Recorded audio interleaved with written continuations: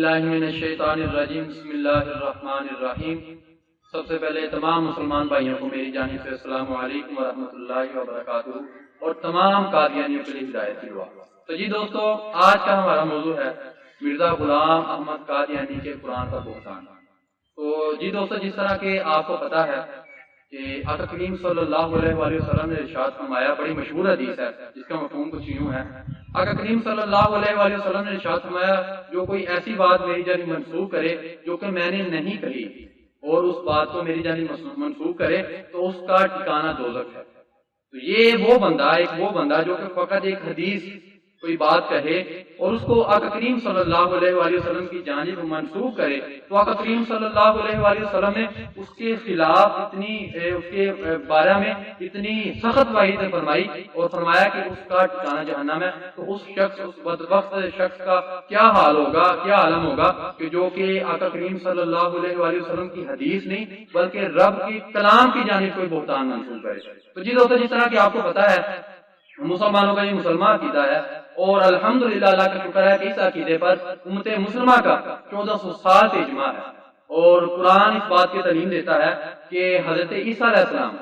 اللہ تعالیٰ نے ان کو زندہ آسمان پر اٹھا لیا اور قرب قیامت دوبارہ ان کا نزول ہوگا، اور یہی جو ان کی قرآن کی تعلیم ہے، یہی حدیث کی تعلیم ہے، اور یہی جو ان کی ہے 1400 سال کی تاریخ علم اس کی یہ تعلیم ہے۔ لیکن اس کے باوجود مرزا غلام احمد قادیانی قرآن کی مخالفت کرتے ہوئے، حدیث رسول صلی اللہ علیہ وآلہ وسلم اس کی مخالفت کرتے ہوئے، اور 1400 سال سے جس عقیدے پر اجماع چلا آتا ہے اس عقیدے کی مخالفت کرتے ہوئے اور قرآن پاک پر عظیم بہتان باندھتے ہوئے اپنی کتاب حقیقت الوحی میں لکھتا ہے، حقیقت الوحی روحانی خزائن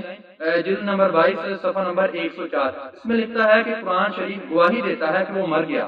یعنی مرزا غلام احمد قادیانی کہہ رہا ہے کہ قرآن شریف اس بات کی گواہی دیتا ہے کہ حضرت عیسیٰ علیہ السلام مر گئے ہیں اور اس کی قبر سری نگر میں، استغفر اللہ نعوذ باللہ معاذ اللہ۔ تو میں تمام قادیانیوں کو چیلنج کروں گا، تمام قادیانی جتنے بھی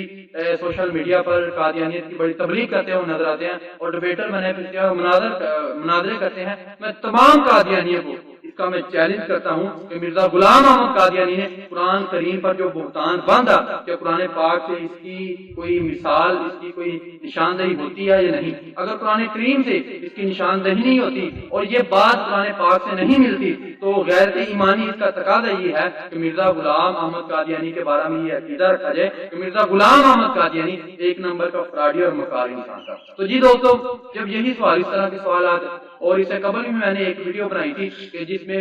قادیانی سے میں نے 4 سوال پوچھے تھے اور ان کو قیامت تک میں نے وقت دیا تھا، لیکن جب میں ان کے گروپس میں گیا، قادیانی کے گروپ میں گیا اور میں نے وہ سوال پوچھے تو بجائے اس بات کے کہ مجھے علم کی روشنی میں، دلائل کی روشنی میں میری اصلاح کرتے یا مجھے بتاتے کہ جناب محترم مرزا غلام احمد قادیانی نے یہ جو بات کی ہے اس کا ثبوت ہے قرآن پاک کی فلاں صورت فلاں آیت سے ملتا ہے، لیکن انہوں نے اس کے باوجود کہ یہ میری تعلیم کرتے، میری رہنمائی کرتے، مجھے انہوں نے گروپ سے ریموو کر دیا۔ اور یہی عالم کا ہے، آپ اگر ان کے گروپ میں جائے، ان کے جو مناظرہ گروپ ہے کہ ظاہری طور پر کہ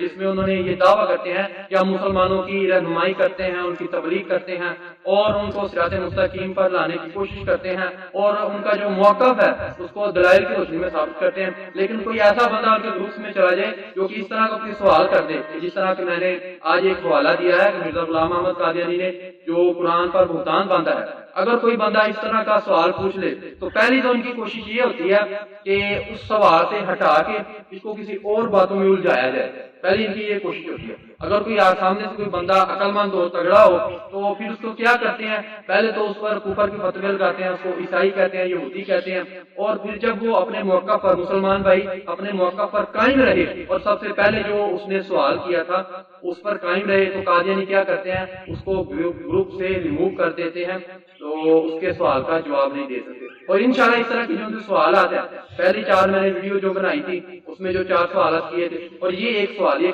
ادھار ہے قادیانیوں پر، اور قیامت تک ان کو ٹائم ہے کہ اگر مرزا غلام احمد قادیانی ایک سچا انسان تھا تو پھر آپ پر یہ بات لازم ہے، آپ پر یہ فرض ہے کہ اس بات کو مرزا غلام احمد قادیانی نے جو قرآن پاک کی طرف اس کو منسوخ کیا ہے اس کو ثابت کریں، اس کا ثبوت ہمیں دے، اور اگر آپ ثابت نہ کر سکے تو آپ کو ماننا پڑے گا کہ مرزا غلام احمد قادیانی ایک نمبر کا جھوٹا مکار فراڈیا اور قرآن پاک کا منکر تھا۔ تو میں تمام قادیانی کے لیے دعا کرتا ہوں کہ اللہ تعالیٰ تمام قادیانیوں کو صراط مستقیم پر آنے کی توفیق عطا فرمائے اور تمام مسلمانوں کو قادیانیت پر زیادہ سے زیادہ کام کرنے کی توفیق عطا فرمائے۔ والسلام۔